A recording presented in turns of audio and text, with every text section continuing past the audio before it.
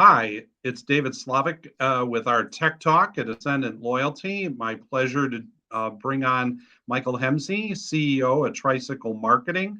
He's going to give you some background about the firm and we're going to have a brief chat. So, Michael, thanks for joining us today.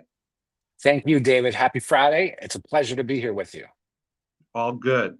So, why don't you tell us a little bit about yourself? Tricycle's been around for a number of years now.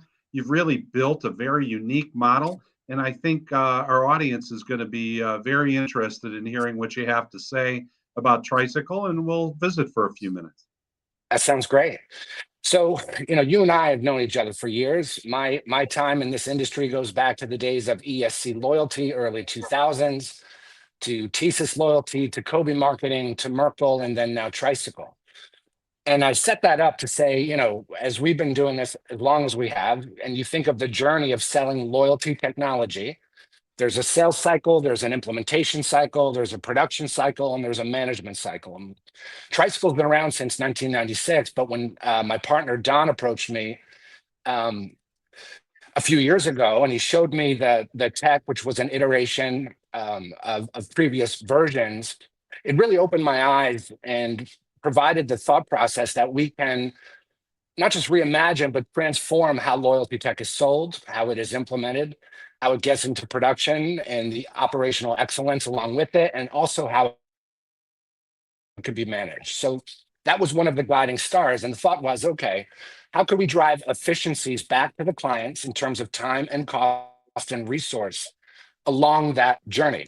When you think about what loyalty technology does in summary, that's differentiated from CRM systems or other systems around the solution architecture and ecosphere, it mints currency, number one, gap accounted ideally in all forms of currency that can be redeemed in real time and near real time, or whatever the value proposition calls for. And then number two, what it does is it both incents and rewards typically a consumer for achieving milestones along a journey. And the third piece of it, of course, which has evolved over the years, is that platform sits on a ton of potential insights because of the nature of how it is integrated and launched, and because of what it tracks, and because of what it does. So with that in mind, the second area of differentiation I would say that we've gone after is to put the notion out in customers' minds that while loyalty tech has really done a great job of serving the consumer value proposition, that more and more brands are evolving and modernizing, and they're looking for value propositions for their employees, for achievements, for training, for ongoing certification. They're also looking for enhanced value propositions with their business partners. And so the story we tell to clients is, if you open your mindset from what traditional loyalty tech serves, all of a sudden you can have integrated value propositions between your consumers, your employees, and your business partners. So that concept needed to be in the design fabric, if you will.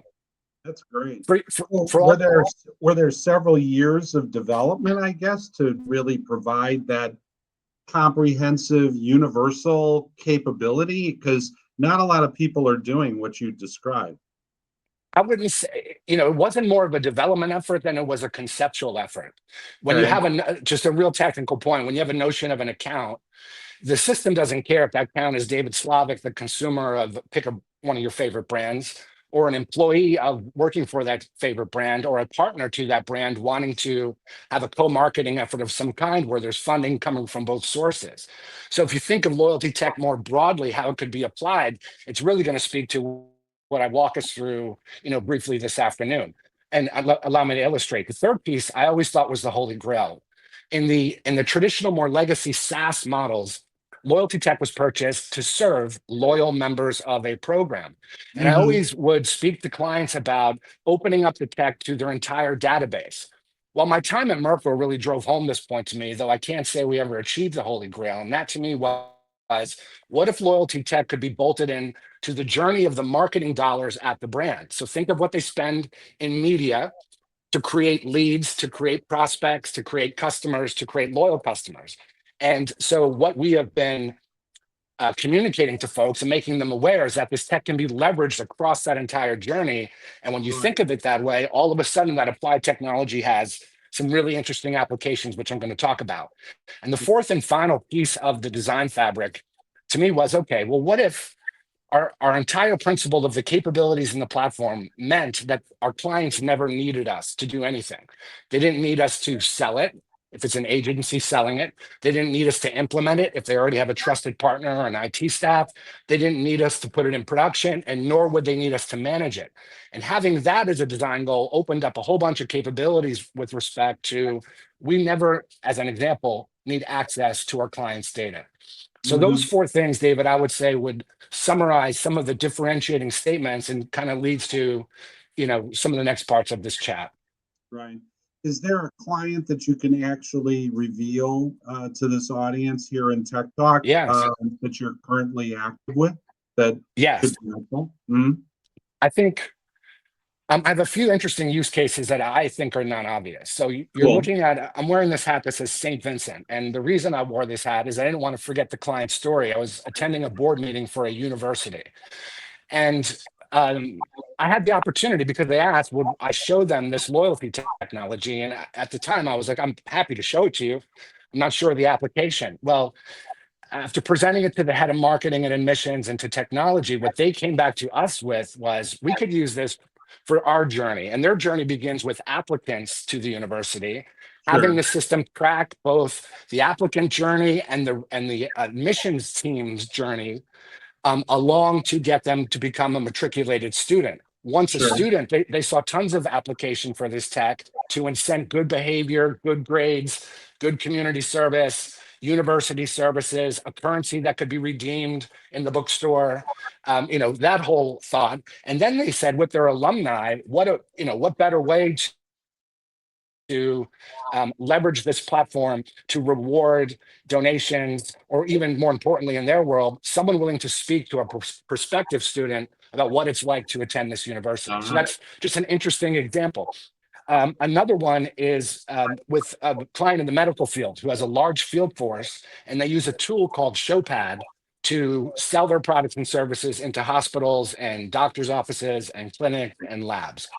And when they took a look at this tech, they attached the loyalty tech to the show pad and to the content and to the field force and to the clients because they wanted to track the actual creative assets they were producing to understand how they were consumed, how they were used, and did it actually lead to a sale.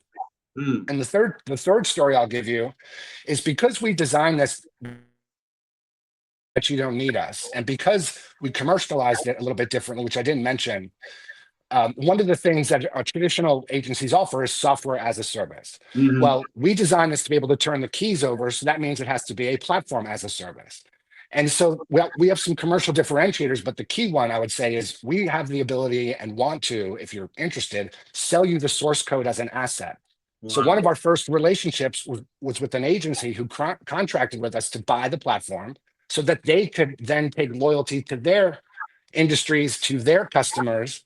And I think that's just a really interesting application. We don't view that as competitive. We encourage this. And if you think of that agency market, Mhm. both the agencies who want to offer loyalty or just bolt on loyalty capabilities to their wonderful universe, think of CDP, think of email, think of CRM, there's many examples in that world. And those are just three, I think, really interesting, what I would call non-obvious use cases of loyalty tech. So where do you think things are headed in the next couple of years? What's something you're super excited about that you guys are going to pursue? Because you've got a fabulous flexible model, and you're talking about supporting multiple constituencies. And you're Yes, talking sir. about a highly flexible model, and you're allowing Tricycle to be very approachable from a whole bunch of different aspects of partnerships and integrators and so on. So what's next?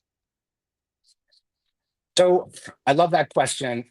And there's two topics that excite me. One is crypto. I'm going to put that to the side. The other is AI. And I want to spend just a second talking about the application of artificial intelligence and large language learning models, LLM, and how we approached it and thought about it at Tricycle with respect to our platform Insights Outward. So there's two applications of AI. It's what can it serve you internally, and then Mhm. what also can that AI, potentially LLM, how could it serve your customers who may be using your platform? Okay, that's So great. AI fundamentally comes down to, Yeah, when fundamentally comes down to when you put in a question, it needs to understand your root context. So I'll give you two examples. How many people in my database are silver members who redeemed in the last 30 days that live in the Southeast region that have X attributes that I want to understand what that activity was? Because, oh, by the way, there was a campaign. So AI is doing a straight database inquiry. It's coming back with that answer. You can refine it, build audiences. That's a wonderful application. When we're delivering a platform as a service with lots of modules and potential complexity, we have thousands of pages of users guides, right? How do you build a campaign? How do you attach currency? Well, when you put that into AI now, it distills 1,000 pages of reading into a snippet to a user in real time in the context of the application to say not just what you would do, but what do you do in your instance, because it knows how it was integrated. It knows what you call your customers. It knows what your value propositions are. So you're not getting generic help. You're getting Yeah, help from the fabric of the platform. So that's the internal, just a couple of internal benefits. that's Where it great. gets That's more great. exciting is the customer benefit. And so if I talked about journeys and I talked about media, I'm going to go back to that. Think of a media asset, an email, a banner ad. It's created by people. And if a brand was interested to track the journey of an asset, there's two elements to that asset. The operational element, how long did it take to produce? Who was involved? What did it cost? What was its approval stages? Was it brand compliant? Did it get through legal review? What was that time? What did it take? There's also the performance aspect of any kind of media, which is, did it lead to a sale? Now, think of AI and LLM. When you go to Chat GPT or Grok and you give your personal information, you may or may not feel comfortable versus having a private Michael Hemsey walled garden, my own private LLM. Well, that from a customer lens becomes really interesting because the Mhm. more that AI learns about the journey of the asset, how it tied to performance, performance tied to clients and audiences, all of a sudden you're getting feedback, which is really interesting. And I'll summarize it with this. We have an AI scoring module that not only learns what your guidelines may be, what your process should be, it scores along this journey of the asset, how it's performing along the way. And with those scores, you can now calibrate your operations with the customer that you're serving. You could also calibrate better performance over time. So those are just really two interesting applications Awesome. of the tech. Great. Well, we've gone pretty long here. Hopefully, everybody has stayed with us. And I assume if people can reach out to you via LinkedIn or Of otherwise, course. right? Okay, Yes, that's sir. great. Thank you. Well, thank you. Don't call me sir. That makes me feel old. But thanks for taking the time, Michael, very much today. I really appreciate it.